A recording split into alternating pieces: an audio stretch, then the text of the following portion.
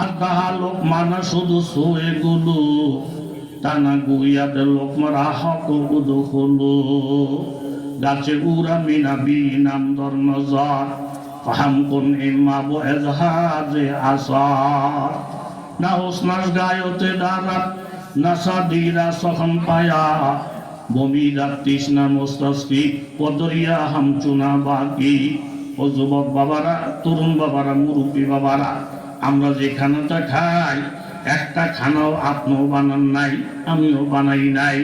আনতুম তাজরাউনাহু আম নাহনু যারিউন। আল্লাহ বলে গিরুস্তি তুই করস না, গিরুস্তি আমি আল্লাহ করি। ধানের ফসল তুই হওয়াস না, ধানের ফসল আমি আল্লাহ হওয়াই।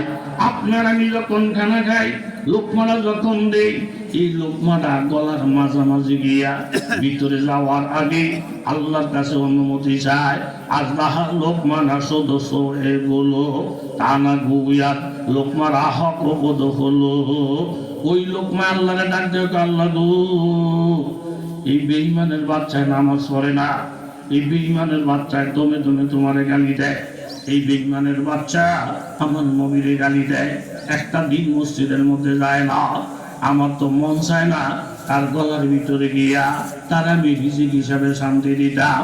তখন আল্লাহ তাআলা বলে, ইন্না ইলাইনা ইয়াবাহুম সুম্মা ইন্না আলাইনা হিসাবাহুম।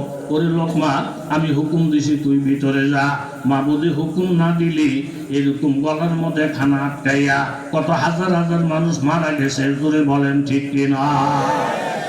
হুজুরে বলেন, বাবা তোমরা নতুন পয়সা বলা, আমি যে ফেলেকটা পরিষ্কার করে খাইয়া অন্যায় করি নাই। আল্লাহ নবী হাদিসে বলেন, ফেলেক পরিষ্কার করে যদি কেউ খায়, ফেলেকটা আল্লাহর কাছে দোয়া করে, আল্লাহ এই লোকটা আমারে যেমন পরিষ্কার করছে, আপনিও এই লোকটার গুনাহগুলা এইভাবে পরিষ্কার কইরা দেন।